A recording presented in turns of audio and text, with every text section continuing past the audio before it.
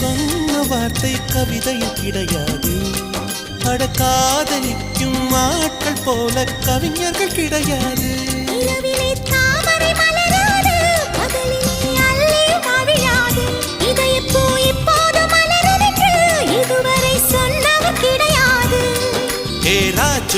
நீ ரம்பா ரம்பா உன்னை எடக்கெட தங்கம் தர துடிக்கும் நெஞ்சம். கைகள் தொடாமல் கண்களால் நெஞ்சை பந்தாடினாய்.